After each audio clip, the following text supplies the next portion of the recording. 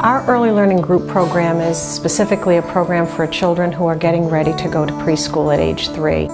And these are children that may not have had any kind of child care experiences, so that they hadn't experienced any kind of separation between their mom or their dad and them, and they're really learning all the skills necessary to be ready to enter preschool, from just learning to be in a group of peers, waiting their turn, using language to express themselves to a peer versus their parent, because parents typically really can intuitively know what the child wants before they even indicate it through language or gesture or sounds. So it's really important for children to have obviously experiences with their peers, because when they go to school they're going to be one of 10 or 20 children, and in their home they might be one of 2, 3, or 4, and their needs, they need to learn how to just sort of delay and wait their turn in a group, and that is something that we really work hard at here.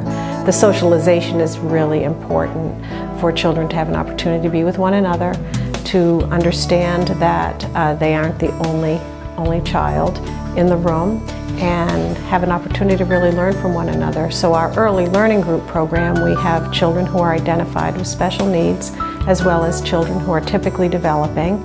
And obviously all children in our mind have unique strengths and areas that they need to work on, no matter whether they're identified as a special needs child or not. So no matter what group of children we're going to be bringing together, they're going to have an opportunity to learn from one another. And the beauty, I think, of our early learning group is that we have an observation room. And families can really work towards that separation. Sometimes it takes weeks before a child is going to feel comfortable coming in this room. And we will tailor-make the separation strategy to whatever works for that child and family. Sometimes moms end up staying in this room for several weeks, and sometimes they're shocked at being able to just drop their child off and walk away and go in the observation room and their child's fine.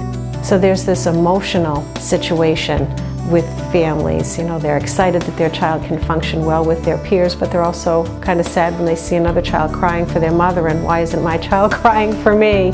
It's definitely an important opportunity to be with other parents in the observation room. And families really learn very quickly that all families have very similar issues and stressors in raising children, and that kids with special needs may have extra doctor's appointments and may have a little bit more specialists that are involved in their life, but really they're just children like the other kids, and they're all working on potty training and trying to sit down to eat a meal and everything else that moms and dads are really trying to help their kids with as they move along. Building brighter futures for children and their families. For information, call us at 603-778-8193.